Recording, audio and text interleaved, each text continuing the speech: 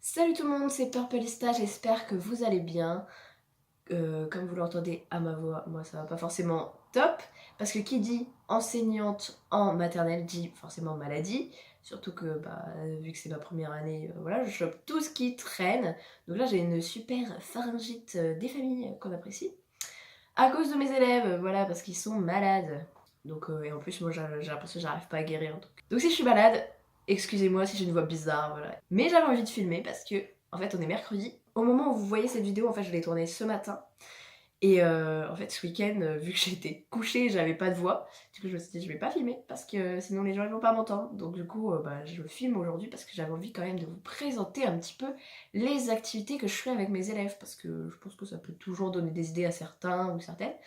Et c'est toujours sympa de partager son expérience avec les autres. Et si vous entendez des bruits bizarres, genre des papiers qui se font dépouiller, c'est mes chats qui sont en train de jouer avec des papiers parce que j'ai reçu un colis et en fait j'ai laissé le carton avec tout le truc de protection à l'intérieur. Le papier bulle et tout. Le papier bulle je l'ai enlevé parce que c'était pas possible, le papier bulle, faut pas déconner les gars. On va commencer tout de suite avec le premier jeu que j'ai créé, mais que vous pouvez trouver facilement dans le commerce, c'est juste que moi c'est pour mon projet en fait, j'ai un projet là-dessus.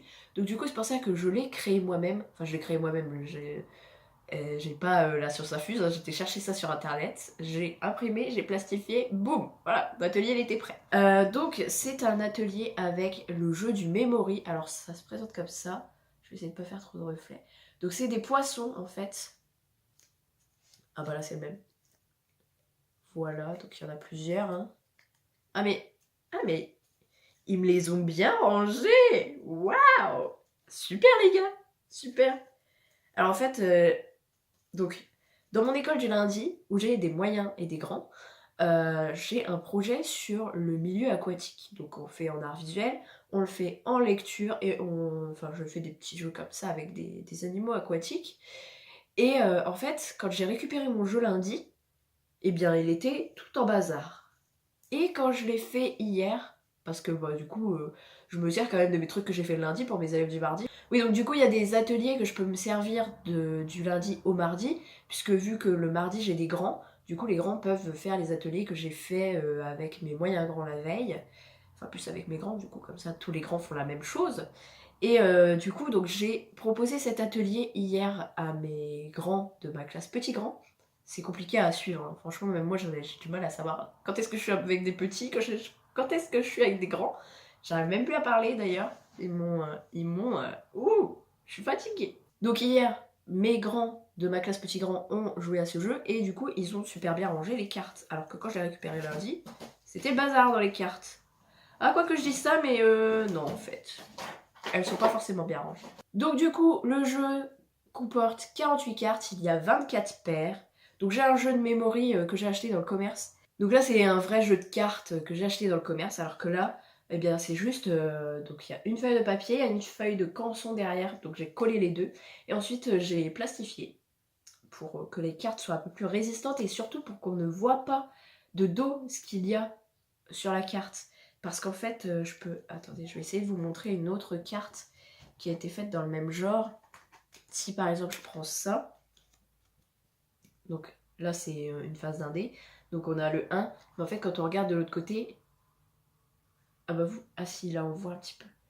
Vous voyez en fait on voit derrière, donc du coup ils peuvent facilement tricher et comme j'ai pas confiance en eux, enfin en tout cas pour ça, parce que je sais qu'il y en a certains qui trichent, donc du coup j'ai préféré mettre une feuille de canson derrière, comme ça on ne voit absolument rien.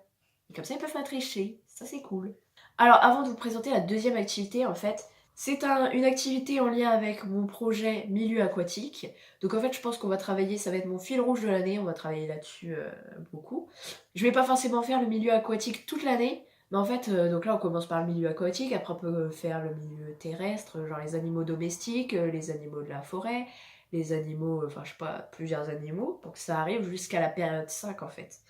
Et donc du coup pour cela j'ai un album de référence. Donc même si à la base c'est un album pour les petites sections, moi je m'en sers pour les moyens grands en fait, ça m'a servi d'album de référence pour avoir des animaux aquatiques. Donc l'album que j'ai présenté à mes élèves est celui-ci, Petit poisson blanc.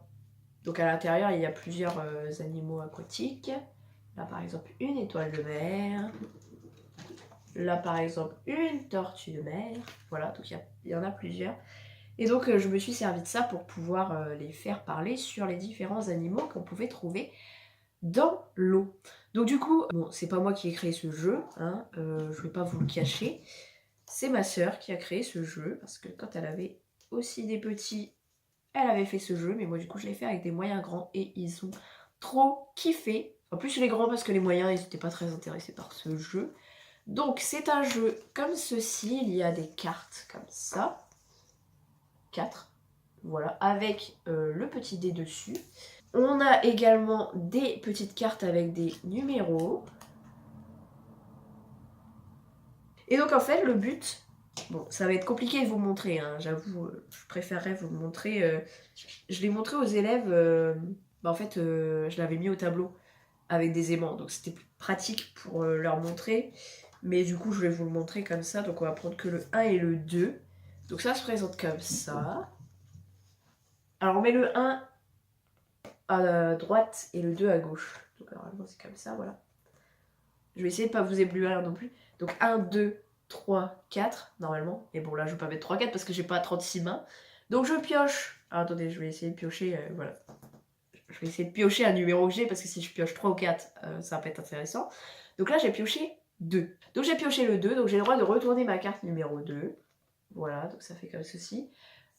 Et ensuite, donc je pioche le 1, voilà. Donc j'ai le droit de retourner le 1. Et donc là on peut le voir, ça représente l'étoile de mer. Bon, quand on a les 4 cartes, c'est encore mieux. Je vais essayer, je vous promets rien.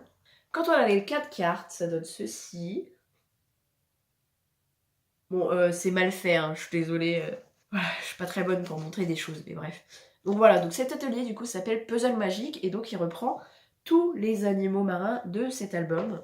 Du coup c'est super bien. Et comme ça ils jouent ensemble et c'est plutôt pas mal. J'ai toute cette carte, donc voilà.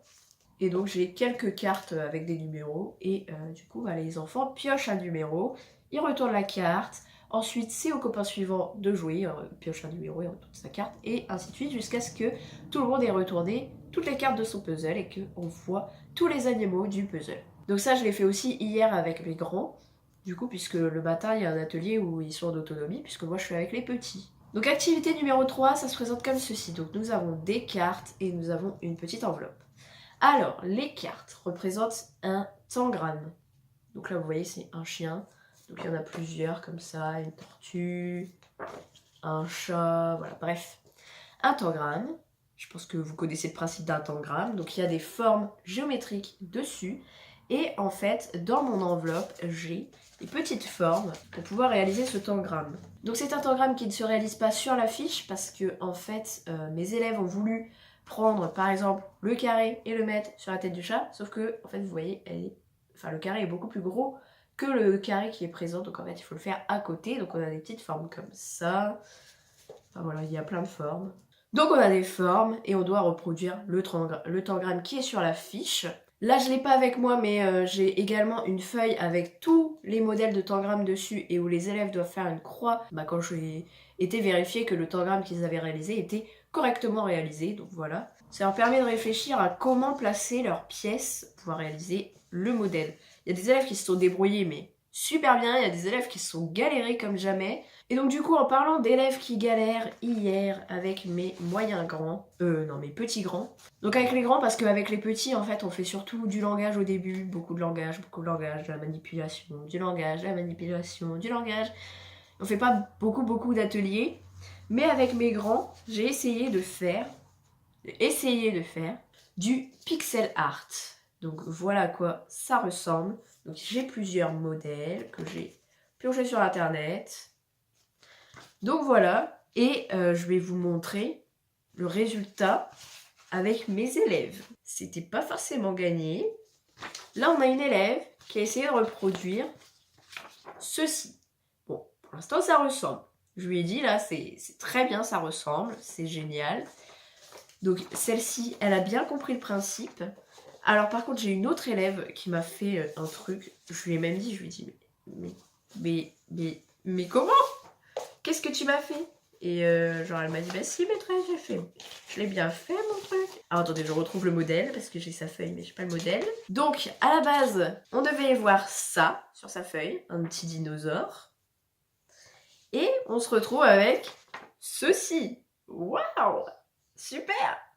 Du coup je me suis dit, le pixel art en coloriage, c'est mort. Je pense que la semaine prochaine, je vais le faire en collage. Donc je pense que je leur donnerai le modèle et qu'ils le colleront en fait. Je vais essayer de faire un gros quadrillage sur un A4 et ils essayeront de coller les carrés au bon endroit en essayant de faire un beau pixel art parce que là j'ai aussi un élève qui m'a fait une abeille. Je vais essayer de vous la trouver, mais ceci est une abeille. Waouh! Super! Bon, après, je comprends, le pixel art c'est compliqué, je pense que j'ai vu trop grand pour eux. Et du coup, ça me permet de dire que la prochaine fois, je ferai autrement. Voilà, donc ne reproduisez pas mon erreur. Et voilà, j'espère que ça se passera bien si vous faites du pixel art en grande section. Donc, dernière activité. Pour cette activité, nous avons ceci. Des petits anneaux pour faire une course. Et nous avons ceci. Et nous avons accessoirement des jetons. Donc du coup, ils avaient ceci. Donc là, il y a le départ. Ici, il y a l'arrivée. Donc le but, parce qu'en fait, je l'ai fait lundi avec les moyens. Avec les moyens, j'avais les constellations classiques du dé. De 1 à 3. Voilà. De 1 à 3. Avec les grands de lundi, je l'ai fait aussi avec les constellations. Mais du coup, avec les grands du mardi, je me suis dit, allez Audrey, on va tester un truc un peu plus compliqué, voir leur niveau. Donc j'ai utilisé des constellations non organisées avec des symboles différents. Donc là, on a des triangles, là, on a des carrés, là, on a des rectangles, des petits rectangles, des points, enfin bref, voilà. Donc il y a plein de symboles différents. Et les constellations ne sont pas organisées. Et donc en fait, il devait piocher une carte. Donc je vais piocher une carte. Donc là, j'ai 3. Bon là, elle est quand même organisée, la constellation, faut pas déconner. Donc, si je pioche 3, je mets sur mon petit... Bon, je vais appeler ça une échelle. Parce que c'était plus simple, même si c'est des cerceaux, mais c'est pas grave. Donc sur mon échelle, je devais mettre 3 jetons. Donc hop, jusqu'à arriver en fait à la fin. Voilà. Et donc quand ils avaient réussi tous, parce que c'était un atelier avec moi, quand ils avaient réussi tous à faire ça, à la fin, je leur demandais chacun un par un de me dire combien il y en avait le plus rapidement possible. Donc hop, hop, hop. Bon, je faisais pas aussi vite, hein. Faut pas déconner, c'est quand même des grandes sections, mais enfin, ils sont pas aussi rapides que ça, donc du coup, je leur laissais quand même genre 10 secondes. Et je leur demandais de ne pas compter avec leurs doigts le nombre de symboles qu'il y avait sur la carte. Donc en fait, je leur montrais de loin. Et je voulais pas voir leurs doigts faire ça, en fait. Je voulais qu'ils comptent dans leur tête le plus rapidement possible. Ou que ça vienne instinctivement et qu'ils me disent 5. Voilà. Donc voilà pour cette petite activité. Et ensuite, dernière activité. Pour cela, nous avons besoin d'une boîte opaque. Alors oui, c'est une boîte de friandises pour chat. Voilà. Je n'ai rien d'autre chez moi. Les enfants m'ont dit, mais maîtresse, t'as des chats? Bah oui, j'ai des chats, oui. Désolée, j'ai une vie à côté. Déjà qu'ils pensaient que je dormais à l'école, je leur ai dit, je vais pas aller dormir dans le dortoir des petits. Donc voilà. Donc j'ai ramené cette boîte. Bon après, vous pouvez prendre une boîte, n'importe quelle boîte, du moment qu'on ne voit pas à l'intérieur. Bon là, on voit à l'intérieur puisque le petit couvercle, voilà, est transparent, donc on peut voir à l'intérieur. Mais du coup, je tenais la boîte comme ça pour pas qu'ils voient à l'intérieur et pour pas qu'ils trichent. Donc j'utilise toujours mes petits jetons. Alors je vais essayer de ne pas faire trop de bruit avec parce que c'est désagréable. Je pense en vidéo c'est encore plus désagréable qu'en vrai. Donc voilà. Donc je prenais mes jetons. Donc par exemple là je vais prendre que des verts parce que c'est eux qui sont premiers. Donc j'ai 8 jetons au total. Hein. Je peux en avoir 16 si je prends mes 2 boîtes. Mais mon autre boîte elle est rangée pour l'instant. Donc en fait je faisais des petites additions simples. Un complément à 5, un truc basique. Parce qu'en début d'année, les grandes sections, normalement, c'est 5. Donc, par exemple, je leur montrais... Comment je peux montrer? Comme ça. Voilà. Donc, je leur montrais... Donc, je leur disais, voilà, je pouvais vous montrer un nombre de jetons dans ma main. Vous ne dites rien. Je le silence. Je veux rien entendre. Vous gardez le nombre dans votre tête. Donc là, on a bien vu, j'en ai mis 2. Donc, je les mets dans ma boîte. Voilà. On va éviter de remuer parce que c'est désagréable aussi. Et ensuite, donc par exemple, j'en rajoutais qu'un. Voilà. Parce qu'on va faire un truc simple, hein, voilà. Tout le monde sait faire 2 plus 1, j'espère. Donc, j'en montrais un autre. Donc, je disais toujours silence. Donc, je le mets dans ma boîte. Voilà. Je ferme ma boîte. Alors, normalement, on dit greli-grelot. En secouant, greli-grelot. Voilà, c'est désagréable, on apprécie. Désolée si je vous ai cassé les oreilles. Et donc ensuite, je demandais à un élève, donc je le désignais, ou enfin, ils étaient tous volontaires. En fait, j'en ai que 10 le mardi, donc du coup, ils étaient tous volontaires pour participer, parce que c'était un petit jeu qu'on faisait tous les 10 en fait. Et donc c'était une petite activité avant qu'ils partent en récréation. Comme ça, vu qu'il me restait genre 5 minutes avant la récréation, voilà, on fait un petit jeu comme ça. Donc je désignais un élève qui me disait, par exemple là, j'ai mis 3 jetons au total, donc il me disait, je pense que dans ta boîte il y a 3 jetons, hop, tiens, machin, tu vérifies. Donc là, il ouvre la boîte, il prend les jetons, il compte, 1, 2, 3, super, il y en a 3, super, t'as bien réussi. Donc moi je notais à côté s'ils avaient réussi ou pas dans mon cahier. Donc vous savez, donc, dans mon cahier d'enseignant, donc je peux mettre les noms des enfants et ensuite en haut, genre si j'ai fait une évaluation machin et puis mettre leurs notes, mais vu qu'on est en maternelle on n'a pas de notes et que normalement de toute façon même en élémentaire on met pas de notes. Donc du coup en fait là j'écris tout en haut, j'ai écrit je sais pas par exemple 2 plus 1, hop, et je coche en face du prénom de l'enfant qui a réussi que hop c'est fait, il a réussi, y a pas de problème. S'ils n'ont pas réussi, je mets rien dans la case, voilà, tout simplement. Et ils pourront réessayer une prochaine fois pour voir si ils y arrivent. Bon après en principe ils ont tous compris, je l'avais fait aussi lundi avec mes moyens grands et j'ai remarqué qu'il y avait des élèves bien intelligents quand même. Par exemple je mettais 3 jetons dans la boîte, donc ils faisaient ça, ils retenaient 3 sur leurs mains et ensuite ils voyaient que j'en mettais 2, donc ils faisaient 2 et ensuite ils faisaient 2, 3, 4, 5. Et après ils faisaient des traits, je sais, je sais. Parce que du coup j'ai remarqué un peu les techniques qu'ils utilisaient. Et ça, c'était bien sympathique. Donc voilà tout le monde, cette vidéo est à présent terminée. Je vous ai présenté une partie des activités que j'ai pu faire avec mes élèves. Je peux pas tout vous présenter parce qu'il y a des choses qui restent à l'école et que du coup je peux pas vous présenter. Mais voilà à peu près ce que j'ai pu faire pendant mes 3 premières semaines en tant qu'enseignante. J'espère que cette vidéo vous aura plu. Si c'est le cas, n'hésitez pas à laisser des pouces vers le haut. N'hésitez pas à commenter, me dire si vous avez aimé, si vous n'avez pas aimé, me dire un petit mot, enfin voilà. Dites-moi ce que vous voulez en commentaire. N'hésitez pas à me dire en commentaire si vous préférez cette qualité de vidéo ou la qualité de vidéo de mes vidéos précédentes. Et n'hésitez pas à vous abonner également en cliquant sur s'abonner qui est juste en dessous. Je sais pas c'est de quel côté, j'ai l'impression que c'est inversé là sur mon écran. Donc bref, je ne sais pas où c'est mais c'est en dessous. Ou sinon vous cliquez sur ma tête qui se trouvera ici. Voilà. N'hésitez pas à aller voir mes vidéos précédentes. Et moi je vous dis à très bientôt pour de prochaines vidéos. Ciao tout le monde!